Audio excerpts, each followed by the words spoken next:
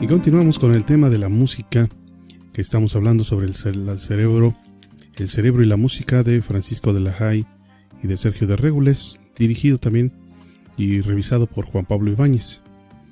En un curso de música, que tenemos este documento aquí, que vamos a poner un enlace para quien quiera revisar el documento y pueda descargarlo y pueda revisarlo. Bueno, ahí lo vamos a poner en el canal de YouTube. Ahí va a estar el enlace por un tiempo determinado para quien quiera bajar el documento y apropiarse de él, o hacer uso o criticarlo, o incluso revisar si tiene errores. Para eso es el conocimiento, para ponernos en esta duda sana existencial, pero que nos lleve a una mejor respuesta.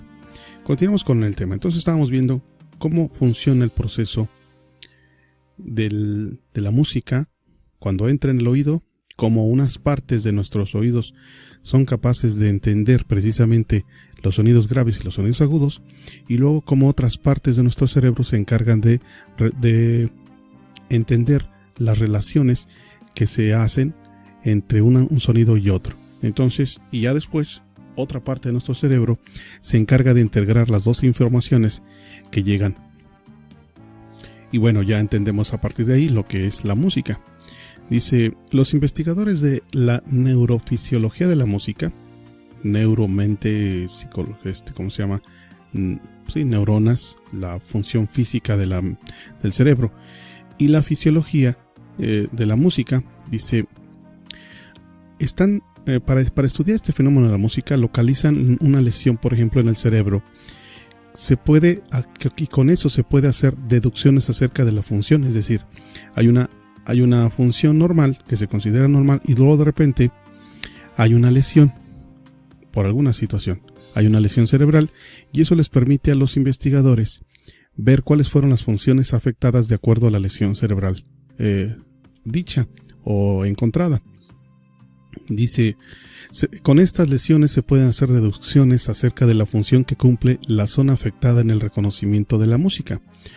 Otros investigadores emplean técnicas para visualizar la actividad cerebral en el tiempo real, como la tomografía de emisión de positrones y la resonancia magnética funcional.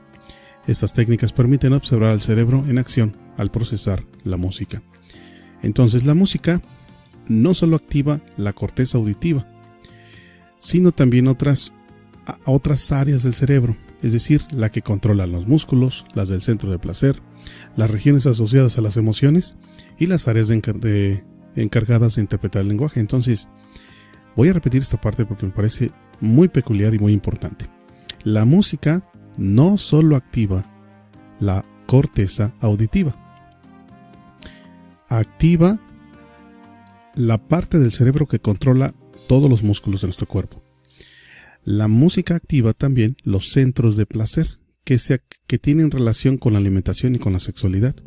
O sea, la música activa esos centros de placer. La música también activa las regiones asociadas con las emociones. Y la música también despierta o activa las áreas encargadas del lenguaje. O sea, todo esto tiene de beneficio la música. Según Robert Satorre, neurocientífico del Instituto de Montreal, dice que estas actividades musicales ponen a funcionar casi todas nuestras capacidades cognitivas. Dice que en la neurofisiología de la música puede revelar muchas cosas acerca del funcionamiento general del cerebro. ¿Por qué? Porque activa casi todo el cerebro. Ese casi es una cosa pequeña. Hay un video en internet, en YouTube, en donde se muestra a través de dibujitos como un músico, un intérprete, incluso el espectador, cuando están disfrutando del proceso de la música, bueno, se activan todas las partes del cerebro. Dicen que es como una especie de 4 de julio de Estados Unidos, muchos fuegos pirotécnicos en el cerebro. Perdón, voy a continuar. La música, el lenguaje. Dice que el estudio de la percepción del lenguaje ha influenciado y precedido en muchos aspectos al estudio de la percepción musical, seguramente por ser ambos, música y lenguaje, información transmitida por sonidos, es decir, el sonido que emitimos. Hemos creado un código ese código ya lo podemos hacer de alguna manera interpretar. Pero aquí hay una cosa importante. Hoy sabemos que el cerebro no procesa igual la música y el lenguaje. Pensábamos que el lenguaje estaba relacionado con la música, y ahora entendemos, de acuerdo a estos nuevos estudios, que el cerebro no procesa igual la música y el lenguaje. Dice, por ejemplo, el trastorno conocido como amusia es una imposibilidad de reconocer sonidos musicales. Hay personas que tienen este daño o esta incapacidad o esta discapacidad de no poder reconocer los sonidos musicales. Son aquellas personas que quieren cantar algo, quieren entonar algo y sus oídos están bien, sí, sus canales auditivos están bien, sus cortezas están bien, pero por alguna razón, por alguna cuestión, tienen este daño o esta lesión, o simplemente son incapaces de hacerlo. Tienen amusia, y esta amusia se debe a algún trastorno en la corteza auditiva primaria, donde se reconocen las notas, o sea, donde se reconocen las frecuencias, su sonoridad, que es el primer paso a llevar a cabo el cerebro al realizar la música. O sea, primero entiendes las frecuencias. Si no entiendes las frecuencias, ya no puedes entender el fenómeno sonoro. Bueno, dice que estas personas que tienen esta lesión son incapaces de escuchar la música, pero son capaces de hablar, son capaces de reconocer los sonidos al momento del hablar. Entonces se está entendiendo que no hay una relación directa entre el lenguaje y la música. Se pensaba que sí, pero los estudios están determinando que no es así. Esto es un punto importante de investigación. Dice, se procesa preferentemente en la corteza auditiva por ejemplo, el lenguaje. Aquí un punto importante también. El lenguaje se procesa preferentemente en la corteza auditiva del hemisferio izquierdo. Es decir, la parte del análisis, la parte que estaba más dedicada a hacer análisis de lo escuchado. Ese es el lenguaje, ¿sí? Entonces, hemisferio izquierdo. La música se procesa más bien en la corteza auditiva derecha. La música. En los músicos, la corteza izquierda interviene más que en las personas que no lo son. Sin duda, porque los músicos escuchan a la música de manera más analítica. Entonces, si tú disfrutas la música, si tú escuchas la música por disfrute, se te activa la corteza auditiva derecha, ¿sí? Que viene siendo el oído izquierdo. Pero si tú analizas la música como músico, revisas, preparas las notas, preparas la intensidad, los matices, los crescendo, los tutis, todo ese lenguaje musical de música, entonces tu corteza, la corteza que interviene es la izquierda. ¿Por qué? Porque escuchas el fenómeno de la música y lo analizas. Me explico, aquí hay una diferencia muy interesante de cómo percibimos la música los que son músicos y cómo perciben la música los que disfrutan solamente de la música, que no les interesa más que, bueno, escucharla, ¿no? O vivirla o bailarla. Otro punto, continuamos. Los años 50. En los años 50, Noam Chomsky,